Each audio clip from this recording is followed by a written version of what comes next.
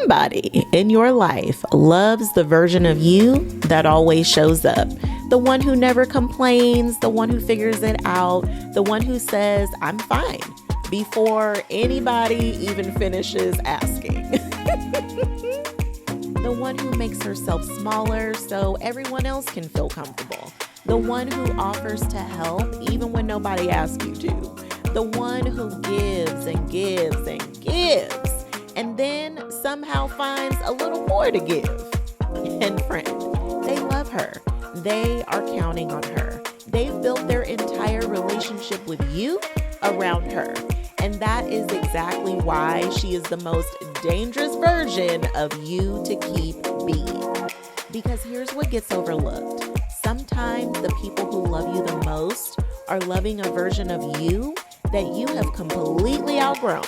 And their love, as real as it is, can become the very thing that keeps you from becoming who you're supposed to be. And friend, I need you to stay with me all the way through to the end, because this one, it's going to require some honesty that most people are not even ready to have, okay? So let's get into it.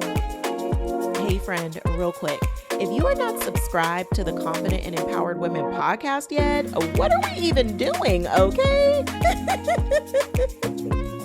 We are here every single Tuesday and Thursday, and this is not just a podcast. This is a community of women who are done shrinking, settling, done people-pleasing, performing, and putting herself last. This is where we come to remember who we actually are and build a life that reflects her. We are becoming together, friend. And if you are not subscribed yet, today is the day. Hey, friend. Let me paint you a picture. You spent years, maybe even decades, being the strong one, the dependable one, the one who just handled it, the one who never needed anything, the one who showed up for everybody else's emergencies while quietly putting her own needs on the shelf labeled later. And people loved you for it. They praised you for it. They called you a rock. They called you selfless. They even called you an inspiration. And listen, it felt good to be loved like that, even when it was exhausting, even when you were running on fumes and smiling your way through it, okay? And even when you lay awake at night wondering why you felt so alone in a life so full of people who needed you. Here's the thing about being the strong one. It's not just a behavior. It becomes a brand. People start to relate to you through it. They stop asking you if you're okay because you trained them to assume you're always okay. They stop offering to help because you've trained them to believe you never need it. They stop checking in on you because you have convinced them, very convincingly, I might add, that you are the checker, not the checkee. And now you want to change. You want to put some of it down. You want to stop performing strength and start actually living. You want to ask for help without your hands shaking. You want to say no without a 3-paragraph explanation. You want to be soft and ambitious and full of yourself all at the same time. And the people around you are confused, maybe even a little unsettled. Because the woman they signed up for, she didn't do any of that, okay? Listen, I remember when I started putting things down, when I stopped being the woman who did everything alone and started actually letting people in. And I noticed something. Some people celebrated it, and some people got very quiet, not because they were bad people, but because my softness disrupted their system, and the disruption was uncomfortable. Because here is what uncomfortable is saying out loud. When you change, you are not just changing yourself. You are changing the dynamic. You are changing the roles. You are changing what people can expect from you. And that requires an adjustment from everyone around you, whether they signed up for it or not. The question then becomes, are you going to keep performing the old version of you just to keep the peace? Or are you going to give yourself permission to become? And listen, we got to talk about the guilt, okay? Because this is where most women get stuck and stay stuck. You feel it the moment you start to change, the moment you say no and mean it, the moment you stop over explaining yourself, the moment you choose yourself and the room gets a little cold and your brain, your beautiful, loyal, people-pleasing brain immediately starts running the math. If I change, will they still love me? If I stop being who they need me to be, will they still need me at all? If I stop doing for them, will they disappear? If I grow past where they are, will I outgrow them completely? If I choose myself this time, what does that say about all the times I didn't? And friend, that math will never add up in your favor, okay? Because that math is not asking the right question. The right question is not, will they still love me if I change? The right question is, what kind of love requires you to stay small to keep it? Ooh, friend, listen, think about it like this. Imagine you outgrow a pair of jeans. Okay, now wait, let's just pretend that I don't have every size of jeans still in my closet just in case, okay? Somebody cue Jaheim because just in case I need a pair of jeans, I need to know that I have them should I ever need them, okay? Now, that's another story for a whole nother day, okay? But for the sake of this here conversation, let's just stick to one pair of jeans. So you've outgrown a pair of jeans. They literally no longer fit your body. And let's just say somebody who loves you keeps putting those same jeans out for you every morning, not to hurt you, just because those jeans are the ones that they knew. Those were the jeans you wore when you met them. Those were the jeans that meant something. But friend, those jeans don't fit anymore. And trying to squeeze yourself back into them every single day is not love. And it's not loyalty, okay? It is not honoring the relationship. It's just painful and unnecessary. And it's keeping you from finding the outfit that actually fits who you are now. But how many times do you low-key torture yourself trying to get back into them jeans? And listen, I get it. It's cool if that's motivation for you, okay? But it turns torturous when they start to make you feel bad about your body. Then you start thinking your body is the problem, when really it's them dang on jeans, okay? The betrayal. Real love expands to make room for who you are becoming. It does not require you to shrink back into who you were. And yes, this applies to jeans and the people in your life too. And here is where the grace is in all of this. Some people in your life will surprise you. They will see you choosing yourself and they will exhale because somewhere deep down, they have been waiting on you to stop carrying so much. They just didn't know how to tell you. Give them a chance to love the real you, friend. You might be shocked at who shows up.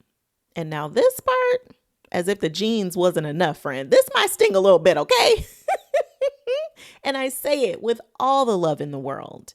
That permission you've been waiting for, permission from your family to change, permission from your friends to grow, permission from your partner to want more, permission from the people who built their lives around the old version of you to say, go ahead, sure, become someone new. We'll just adjust. Friend, that permission, it ain't coming.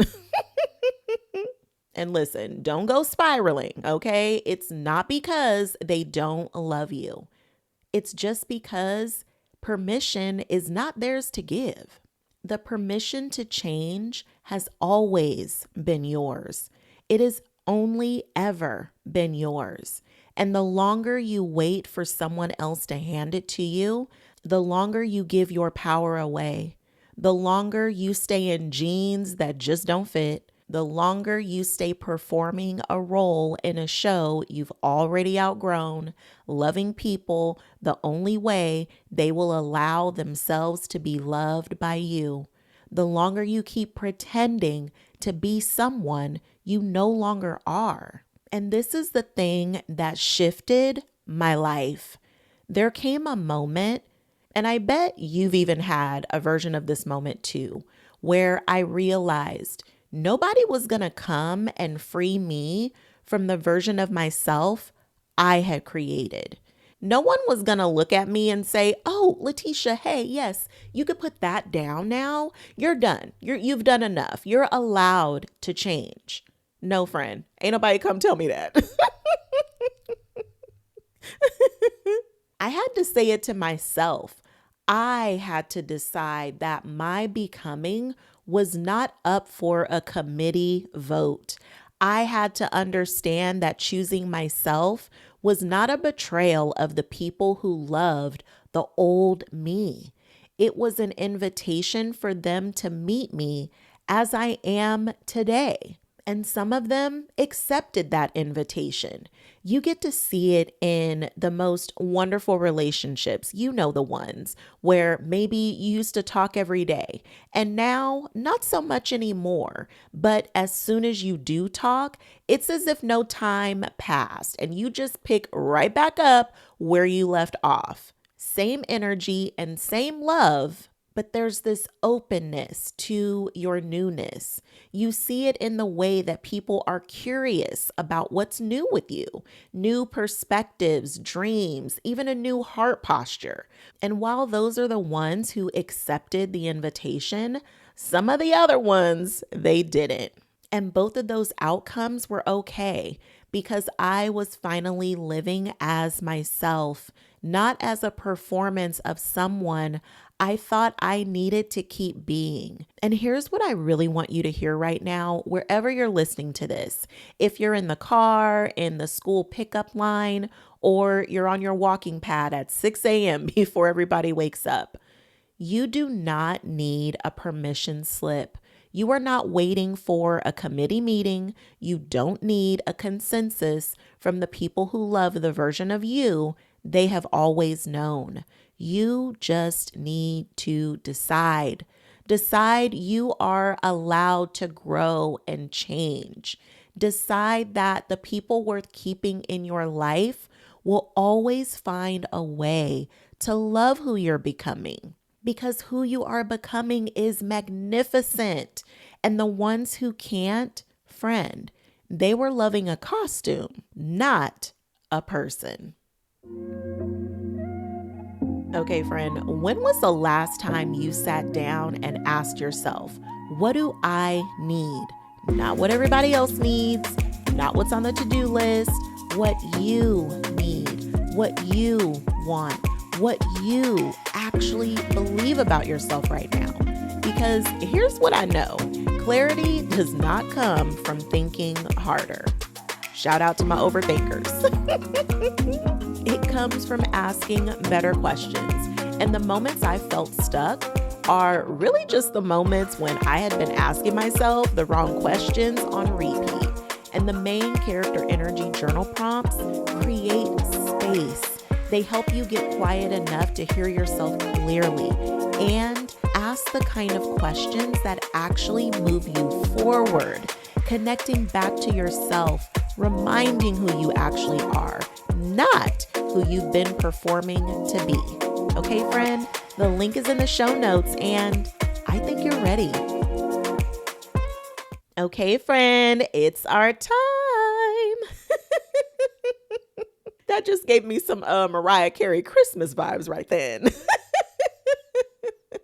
But it is time for our self-love two-step. And this time we are doing the permission to change two-step because you've been waiting for someone to tell you it's okay. So consider this your official notice. Step 1, write your own permission slip. I want you to get out your journal and I want you to write yourself a permission slip. Yes, just like the ones that you used to get signed in school, except this one does not need anyone else's signature. So right at the top, I give myself full permission to. And then fill in everything you have been waiting for somebody else to authorize. Permission to change, permission to outgrow, permission to want more, to say no, permission to be soft, to take up space, permission to become. Write it all down, sign it, date it, and then friend, I need you to act like it is legally binding, okay? Because it is a soul declaration. And I even drafted up a cute one for you. So if you want to just download mine and fill it in, friend, the link is in the show notes, okay? And step 2, have the honest conversation with yourself. I want you to ask yourself this one question, and I want you to write it without softening it, without qualifying it, without making it easier to swallow. The question is, who in my life am I still performing for? Not who do I love, not who do I want to keep, but who am I still shrinking for? Who am I still being the old version for? Who gets the costume instead of the real me? You do not have to do anything with that answer today, friend. You do not have to have a hard conversation or make any big major moves. I just invite you to be honest because you cannot change what you are not willing to see. And then step 3 is the you step. You get still, you get quiet, and you ask yourself, what is my heart telling me to do next? Whatever comes up, that's your next right aligned step. Not the whole plan, just the next move. And trust her, friend, she already knows. Now, let me pour into you real quick. I'm speaking to the heart of the woman who just felt something shift. As soon as I said they were loving a costume, not a person. Because if that landed, if it hit somewhere deep, it means you already know. You already know that some of the relationships in your life are built around a version of you that is exhausted from performing. She's tired of being on call, okay? Offering to help everybody, even when you're burnt out. Tired of being one of the many options instead of being the one. You already know that some of the love you receive has conditions attached that you never agreed to out loud. You already know that you have been making yourself smaller, quieter, easier, more manageable, silencing your true needs and wants just so you can have somebody around, not because that's who you are, but because that is who you needed to be. And friend, that is not your fault. You did what you had to do to be loved in a way that you knew how to receive it. You made a choice to have something rather than nothing. You may have loved them more than you loved yourself without even realizing that that was the price you paid to have something even remotely close to love. And perhaps that was enough for that season. But friend, this is a new season, okay?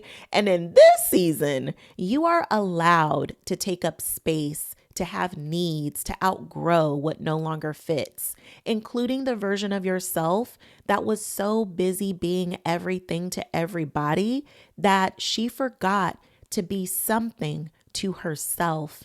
You are not too much or selfish. You're not betraying anyone by becoming. You've just decided you will no longer abandon yourself just so you're no longer alone, because you'd rather have yourself and your peace more than someone showing up just for what they can get from you. You are just finally giving yourself the same permission you have given everyone else in your life 1,000 times over.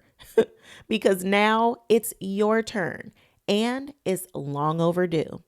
Listen, friend, I'm so proud of you for not allowing who you were to hold you back from receiving all the love you deserve, including your own self-love. Ooh, friend, this was fire. Let's go ahead and continue this conversation over on YouTube, where I am posting videos every day, because this topic right here definitely deserves some more airtime. So join me there, friend. I am so proud of you. You could have done anything, and yet you chose to spend this time with me, and I'm forever grateful. And I'm just so proud that you chose to invest in you today, to put something positive in your ears and light up your heart. Go ahead and take this energy out into the world and let's light it up, okay?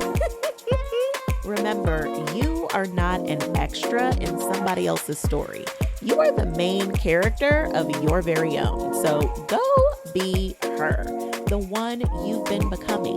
She has been waiting on you to live out loud. I'm cheering for you loud and obnoxiously always, and no matter what comes your way. Together we can encourage over everything. And I'll see you in the next episode.